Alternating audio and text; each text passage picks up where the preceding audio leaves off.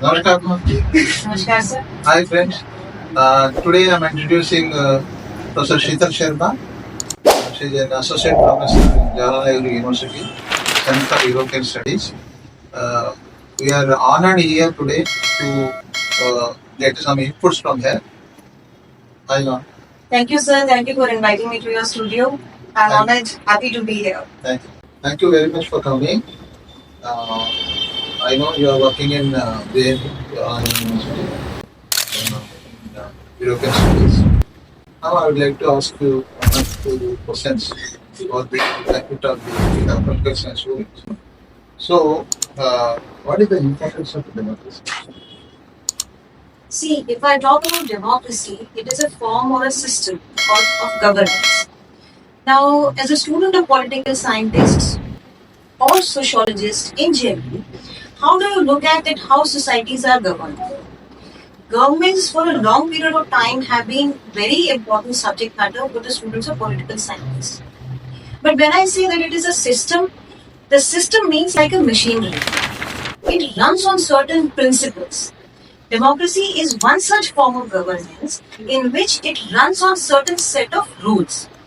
Now, in this, what do I mean by rules, or what do we mean by these rules? This means that democracy came into existence by replacing a prior kind of system of governance, which usually we say was monarchy. Monarchy means the rule of king. Now, when king was replaced by people's choice or people electing the ruler or head of the state, at that time, how will they choose? For how long will they choose? Whom will they choose? So there are certain principles or you can say rules on the basis of which a system functions just like a machinery, and this is why it is important to understand one, the structure of democracy, the machinery, the two, the principles of functioning of democracy, that once it comes in a society or a country becomes democratic or any nation becomes democratic, how are they going to then decide about people's fate, people's participation and representation? Okay, ma'am. Thank you. Ma'am, what kind of changes are coming up? Sir, if I talk about changes in society, then you can actually classify them as a large number of areas or domains in which changes are coming about. But primarily, we see changes coming about in the social area, in which there are a number of other areas: political changes, economic changes, demographic changes, and at the same time, one important thing which is for youth is the socio-cultural changes. Now, if you look at the transition from previous generation, the generation we belong to the present generation, the students or others watching this video, you see that a large number of changes have come about that influence our choices, our aspirations, our ability to adapt to the environment, our educational attainments, how do we relate to others in society. So, as a sociologist, I would say there are many changes, many internal and external factors for these changes, and many implications of these changes for the society in which we live.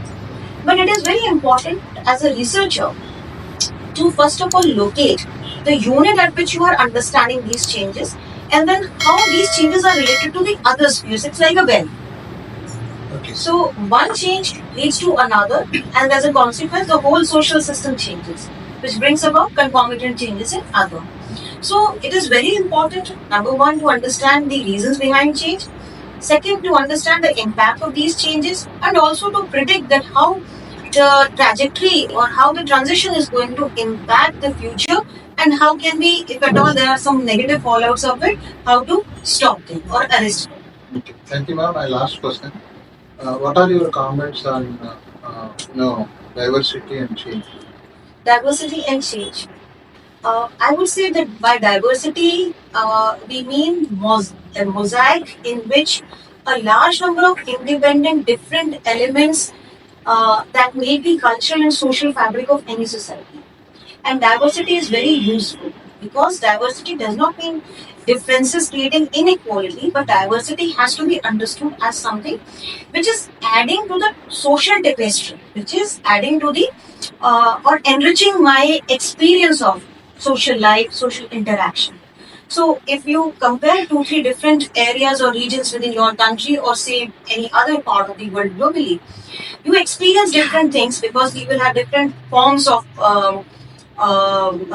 say for example, lifestyles and all. Yesterday, when we were in a conference, and Professor Kumar Raju was mentioning about the various elements, we can call them as tangible and intangible, artifacts or markers of diversity. And this is where a very fine balance to understand that how diversity enriches our thinking, it adds to our understanding, it makes us a more experienced and civilized personality. That way, diversity is very important. However, because of certain factors, we can't finish this discussion in 2 minutes or 3 minutes because it's homogenization, heterogenization taking place at the same time. But as a researcher or leader of social sciences, we must understand what kind of diversity, how it impacts us, and what kind of changes are influencing this fabric of diversity or degree of diversity, which is very important.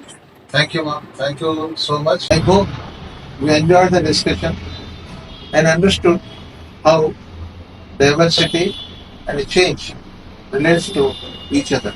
Thank you. Thank you, ma'am.